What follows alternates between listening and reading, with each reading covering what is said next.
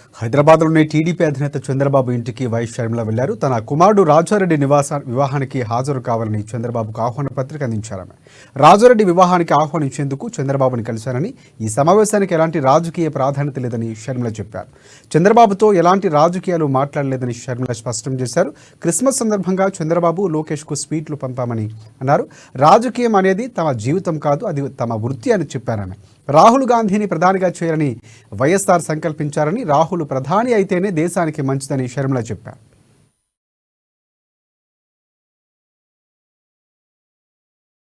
పెళ్ళి వస్తేనో వాళ్ళకు ఒక కేక్ పంపిస్తే ఆన్ అ ఫ్రెండ్లీ నోట్, పర్సనల్గా బిటర్నెస్ ఉండకూడదు, అందరం ఫ్రెండ్లీగా ప్రజల కోసం పని చేయాలి అన్నది కాన్సెప్ట్.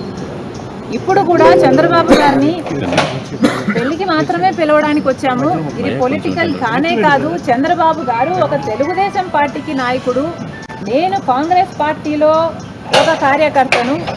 మాకు రాజకీయంగా ఏ లావాదేవీలు ఉండదు, ఉండకూడదు, ఉండబోవు కూడా. రాజశేఖర రెడ్డి గారు కూడా తన సొంత పిల్లల పెళ్లిళ్ళకు కూడా చంద్రబాబు గారిని ఇన్వైట్ చేయడం జరిగింది. చంద్రబాబు గారు కూడా రావటం జరిగింది, మమ్మల్ని ఆశీర్వదించడం జరిగింది. ఇదేమీ వింత కాదు, విచిత్రం కాదు. సో దీన్ని ఒక ఫ్రెండ్లీ ఎన్వైరన్మెంట్తో చూస్తే అందరికీ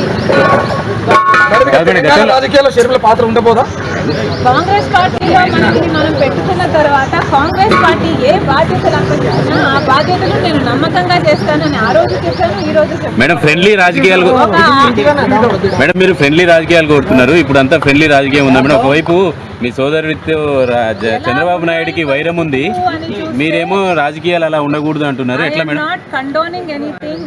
ఇలా ఉన్నాయి రాజకీయాలు అని నేను మీకు చెప్పనవసరం లేదు, మీ అందరు కూడా చూస్తున్నారు. కానీ ఫ్రెండ్లీగా ఉండాలి. మనం అందరము కూడా ప్రజల కోసం ఉన్నాం. ఏ వేదిక అన్నది ప్రజలకు తెలుసు.